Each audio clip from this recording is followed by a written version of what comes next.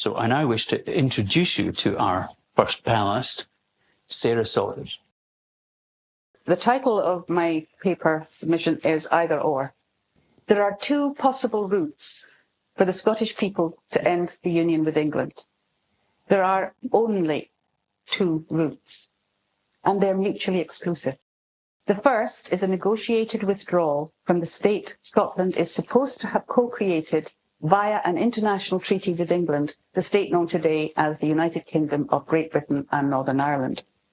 The second is liberation, decolonization, which restores to a colonized people the right to their exercise of self-determination. For Scots, that means the right to determine their own future, to hold a referendum or a dozen referendums without interference or involvement from Westminster. The question is not which is the better route to Scottish independence. The question is which route is possible. And the answer to that depends on whether or not a new state was created in 1707 and whether or not Scotland became a part of that new state. Of course, according to the legal and political orthodoxy, that's exactly what happened. Maybe Scotland was made into an abused, plundered, exploited and despised junior partner. Maybe, as a partner, it has the right to end this abusive and one-sided relationship. But if it truly entered a union which produced a new state, the one defined by the Treaty of Union as a single kingdom, meaning a single crown and crown territory, with a single new parliament, then Scotland's constitutional position must be defined as a partner within that state. This constitutional arrangement is what's meant by the voluntary partnership. With me so far? If correct, because of the rights of sovereign states, Scotland could only achieve international recognition as an independent state through a negotiated withdrawal from the state it co-founded, the United Kingdom. Why? Think of the union as a marriage, and the state created, then called Great Britain, as the child of that marriage. The rights of the child are protected. They sit above the individual rights and wishes of the parents. Divorce terms, custody, maintenance, and a division of assets must all be agreed. But the important thing for Scottish independence is that a voluntary partnership can, by definition, be ended by mutual consent. Negotiated withdrawal, of course, is the route discussed and debated endlessly by the Scottish political establishment and by independence advocates and pundits until now. How to achieve a democratic event that Westminster could not ignore. How to hold Westminster's feet to the fire using the devolved system it created. How about remedial secession? How do we force Westminster to honour the right of a treaty partner to withdraw from that treaty? So now we come to the contradictions that point to Scotland's real position. At the same time it argues Scotland was and remains a voluntary partner in the Union, the Anglo-British state also argues that Scotland ceased to exist as a legal personality in 1707, and that it has no remnants of its former legal personality. So who would negotiate for Scotland in the event of independence, and how? And if no one remains to negotiate, what has happened to Scotland's legal identity? We know from overwhelming evidence that England continued after 1707, a truth reaffirmed by the opinion of Crawford and Boyle in 2012, of which you will hear more shortly. So Scotland ceased as a state. England continued, and yet Scotland is to be regarded as a partner in this state. If this sounds contradictory, it is because it is. We are meant to believe, and God help us to, many of us have believed, that if the Great Britain Scotland co-created happens to look and behave exactly like England in the character of its historic crown, parliament and constitutional provisions and practices, that's an irrelevance. This doesn't affect the legal technicalities that block Scotland and its people as the partner in this state that looks exactly like just England from making any move towards independence. But of course, it does affect those technicalities. They're all important. Suppose the treaty and acts of union were never given effect, are in fact what is known as inoperative. Then there's no partnership agreement, no basis for a partnership, no actual union. And a negotiated withdrawal from a union that doesn't exist is impossible. An inoperative treaty means no legal framework for negotiations to exit that treaty. It's a dead end. According to the UK government, the proof that Scotland is not a dependency or colony is that it partnered with England in the creation of a state known as the UK. This is an assertion that first appeared in 1954 under the Royal Commission, which was commissioned just as decolonization was getting underway at the United Nations. And that is not a coincidence. And that report said, Scotland is a nation and entered the union with England as a voluntary partner and not a dependency. Now, the sole evidence of any partnership is the partnership agreement. In this case, the treaty and acts of union, which enabled the creation of a single kingdom and parliament of the state of Great Britain. What comes next may sound insane to everyone who thinks they know what kind of state they live in, how it was founded by treaty and joined the two former kingdoms of England and Scotland, but here it is. Simple fact, we have been living in a fairy tale, a fictional state. There are fundamental and essential conditions to every treaty. The same is true of the Treaty and Acts of Union. The most important condition was the preservation of Scotland's constitution under the claim of right, which condition, as we all know, has been swept aside. But there are even more fundamental and essential effects that underpin the creation of a new state, and which are defined by Articles 1 and 3 in the Treaty and Acts. These prescribe a new, united kingdom, and to be pedantic, that does mean one kingdom only, and that requires one single united crown. Because, as you've heard me say many times, a kingdom is the territorial jurisdiction of a crown. What really happened? These fundamental, the most fundamental and essential effects of the treaty and acts were discarded, as were its fundamental and essential conditions and every one of its subordinate provisions. But that's hardly surprising when it was thrown in the bin as soon as it was signed. Instead, Scotland was added to the English coronation oath. That means it was added to the English crown. Our own crown remains to this day as incompatible as ever with the English because the Scottish crown is the community of the realm as, and not, as in England, the monarch. But it has been made subordinate to that of England. So there are two crowns still, two kingdoms. Scotland is administered by England's. And this is why no English monarch has taken the Scottish oath of accession and the oath to maintain the claim of right in its entirety as required by Scots law since 1703, in fact since 1689 or before. And this means that a single united kingdom exists only in the imaginations of those who see a single and extended England as the realization of its historically preferred form of partnership. The Scottish Parliament was abolished by royal decree, not put into abeyance. There's some news for people who thought the Scottish Parliament just went into abeyance. It was not. It was abolished. But not the English. The English Parliament continued exactly as before, but with a new name. It didn't ratify the acts of the two former parliaments. Why does that matter? Well, you've now got a new kingdom, you see.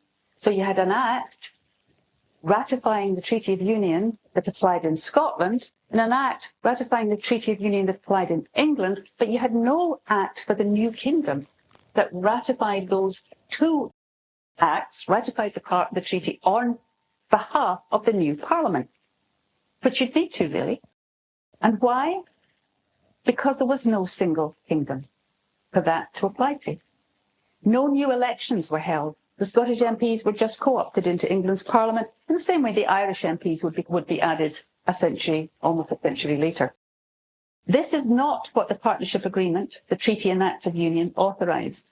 This is a different animal entirely. This is annexation, a kind of legal invasion under the pretext of a treaty. But does that make Scotland a colony?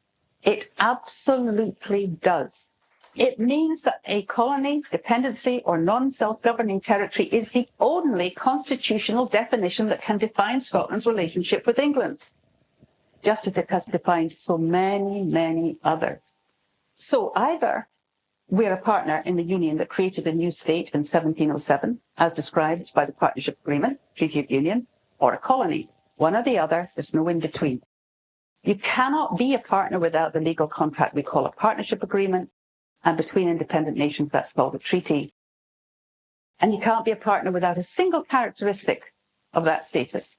You can't be colonized just a bit any more than you can be pregnant, just a bit.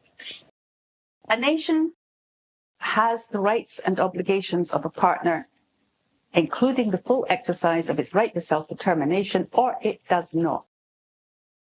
Scotland never got the union described in the treaty. Instead, it was swallowed by the state of England.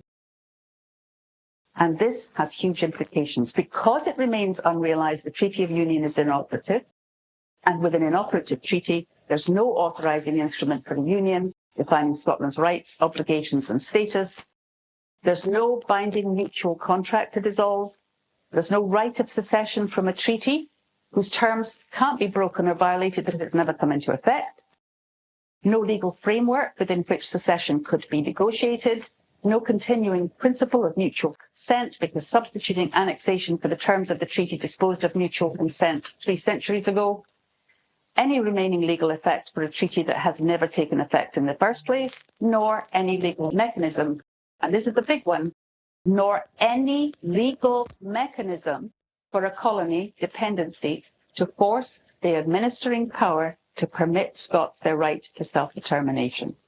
I'll just say that again, there is no legal or political mechanism by which Scotland, as a dependency of the continuing state of England calling itself the United Kingdom, can force the administering power to grant us our right to self-determination. We don't have that.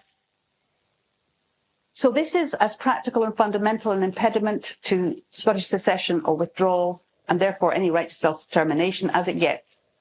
No matter what kind of democratic event we might organise, so long as we buy into the constitutional fairy tale of the partnership state, we'll always wind up in the position of trying to negotiate with a mist, a fog of language behind which there's nothing solid.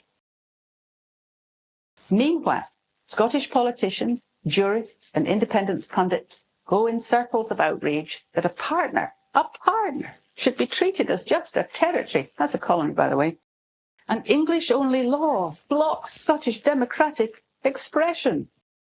All the while, with its never-implemented treaty in hand, the Anglo-British state continues to treat Scotland as exactly what it is, a territory under its control. And still, despite the evidence of its own eyes, our political establishment buys into the voluntary partner story. A story invented to conceal our colonisation and to block the possibility of Scotland accessing the right of self-determination of colonised peoples under international law. George Orwell wrote in an unpublished preface to Animal Farm, "At any given moment there is an orthodoxy, a body of ideas which it is assumed all right-thinking people will accept without question. It's not exactly forbidden to say this or that, but it's not done to say it. Anyone who challenges this prevailing orthodoxy finds himself silenced with surprising effectiveness.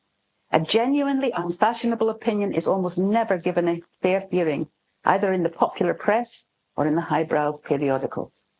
But what we've been up against is simply orthodoxy. But the orthodoxy that has until now gone unchallenged. The voluntary partner narrative must be torn down. Because Scotland, the dependency of England calling itself the UK, Scotland, the non-self-governing territory, has a route to achieving its right to self-determination. And the right to self-determination is how we achieve independence. That is the one Liberation Scotland is now taking with our partners. Liberation, decolonization, the restoration of sovereignty to a colonized people. Grounded in international law and universal human rights, this is the just, rational and lawful remedy for the 300-year-old criminal injustice of our annexation by the English state. More than 60 British colonies have achieved independence, including America, Africa and Ireland, countries in the Caribbean, in the Middle East. oceanic nations, everyone unique, yet everyone sharing a common core of devastating colonial impacts. Liberation was their route to freedom and recovery. When we speak about independence, it's a half remedy, because liberation means not just independence, but recovery from colonization and all that it has done to a people's identity and psyche and well-being and sense of itself. And make no mistake, this is urgent. We're not merely a technical colony. Scotland is being stripped bare, impoverished for the benefit of the elites of the South and their collaborators, while our people remain among those Fanon called the wretched of the earth. We're in a race to save those people, our future, our nation, and everything that makes Scotland Scottish, not British, before Scotland and all that it could offer its own people and the world is erased for good. The place that begins is within the international community, whose recognition of our true status as a nation, interrupted by annexation, made a dependency and never a partner to England, confers on us the right to remove the stranglehold of the colonising administering power, the right to self-determination without permission from or interference by Westminster, and whose recognition of a liberated Scotland is what will define our independence.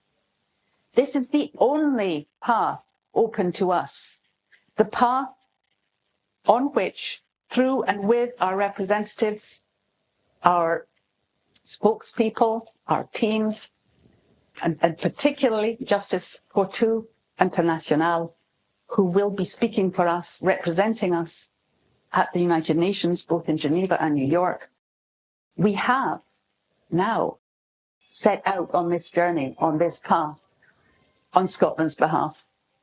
Thank you.